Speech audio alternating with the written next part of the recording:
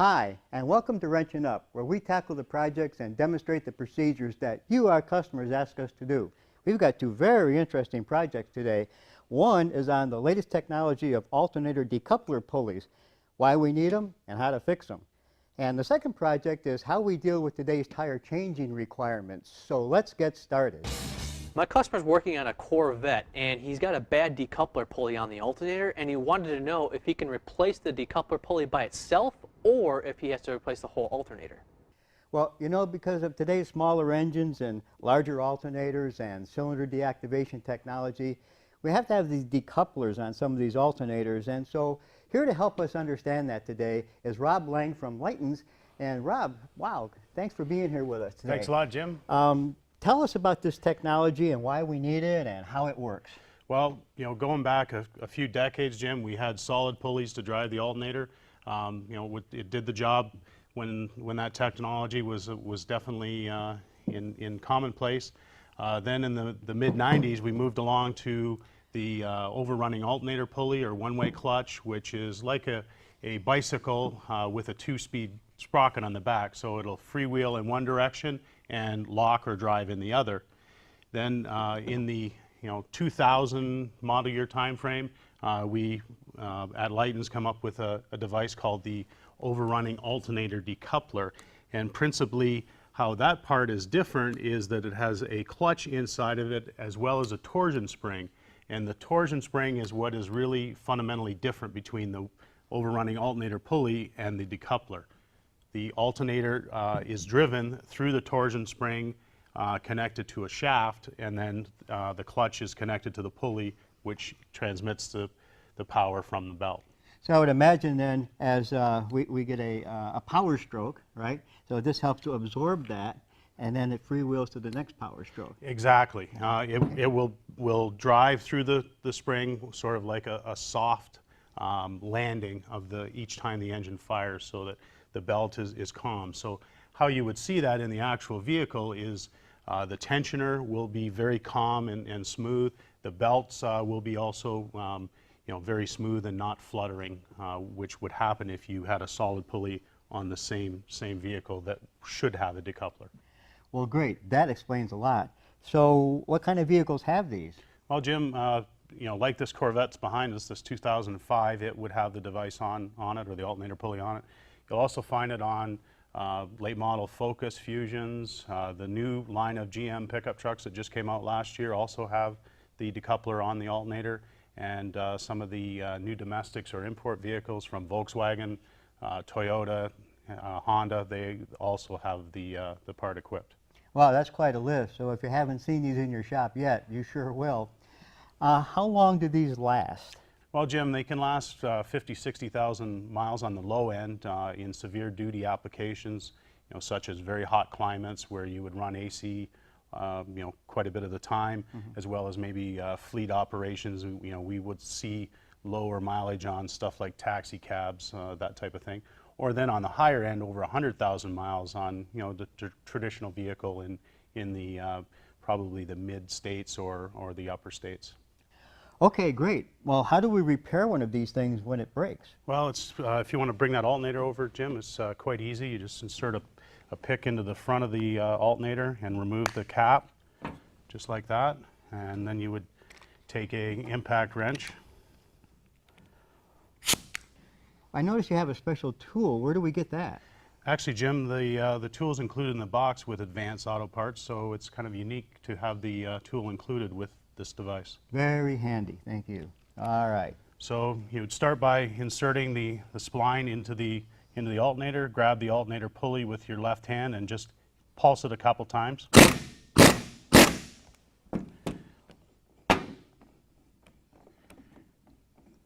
And the part should come off quite easily. All and right. then you would install the new part simply by putting it on the shaft and rotating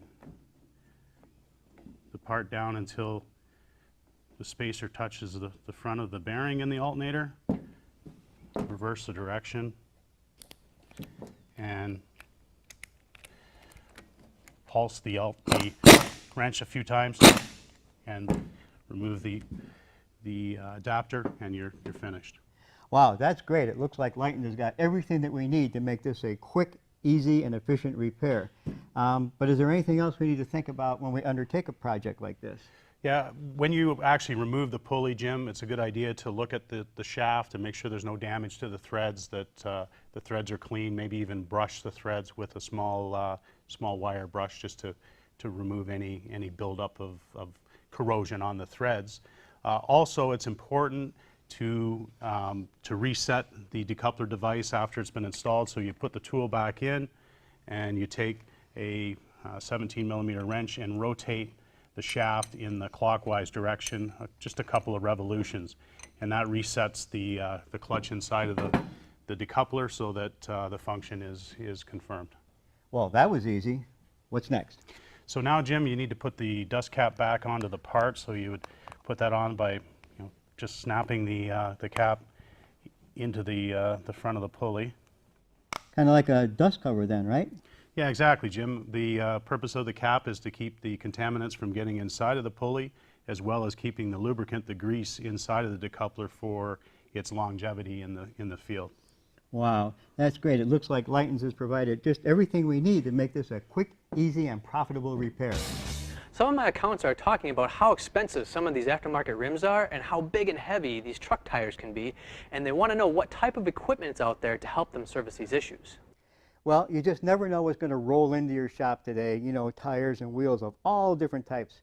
We have great big old truck tires, and we've got low profile tires, real expensive and fancy wheels. And dealing with these things can be kind of a challenge. And so to help us understand the type of equipment required to deal with these things safely and efficiently are Marco Ortiz and Joel Maldonado from Danmar, and they're going to help us understand just exactly what we need to do in our shops to deal with all these different things that are coming in, right? That's correct, Jim, and thank you for having us over. The unique part about this tire changer, it comes with the automatic tilt-back tower. What this does, basically, you press your pedal, it swings out of the way. So when you got a 22-inch wheel, 24-inch rim that's really heavy and big, basically you can carry it and pick it up, set it on the turntable without a problem and ease for, mounting, dismounting, and tire inflation. That's really important, isn't it? Because otherwise we're bumping into stuff, and it makes it a whole lot easier when you have something that moves out of your way. That's great. Well, what else? Which it also includes a plastic duck head. It comes standard with the tire changer, and this is really ideal because basically your fancy wheels, they're ranging from $2,300 to $2,400 for a set of 4. So the plastic duck head, what this does, now it helps you break the bead without dismounting it without damaging the rim. So at the end of the day, you don't want to get an invoice for $600 for replacing a rim because, your worker damaged it. So this comes standard. Instead of having a metal duck head, it comes with your plastic duck head as well. Correct. And it also comes with this nice features of the drop dead center tool here and the swing arm drop dead center tool as well. This is going to help keep that tight low profile tire in the drop dead center as the rim rotates around, keeping it nice and away from the rim so it doesn't damage anything. That's great. Well, what about low profile tires? Now, sometimes you can't find 3 or 4 guys in your shop to help you break the bead. They're so stiff on those tires, And so what do we do then?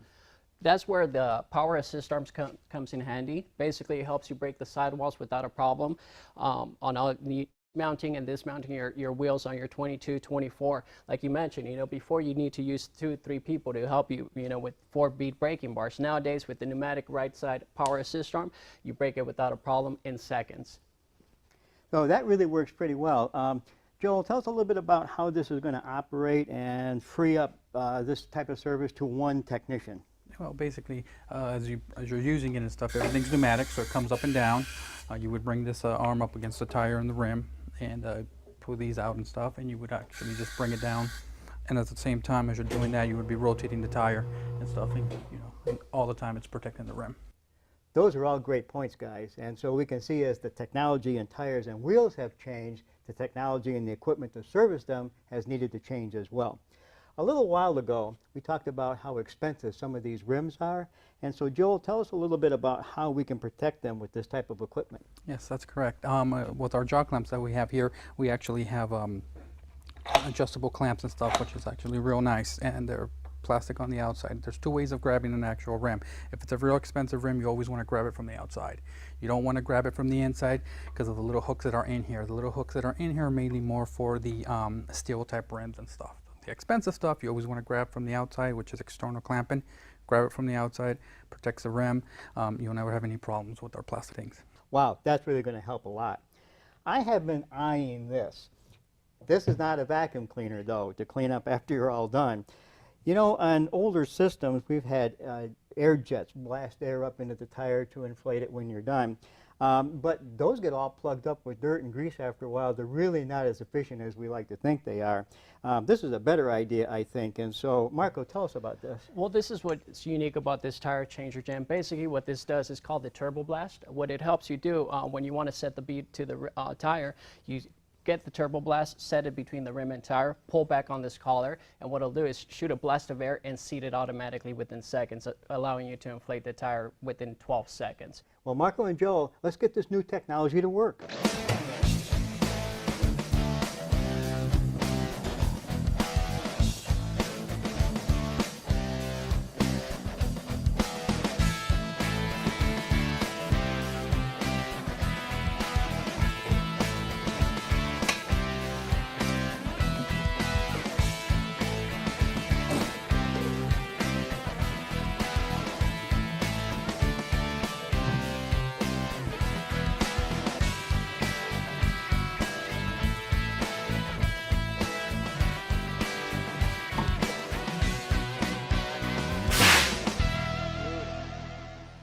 All right, Joel, let's get this thing on the balancer and get this vehicle back on the road.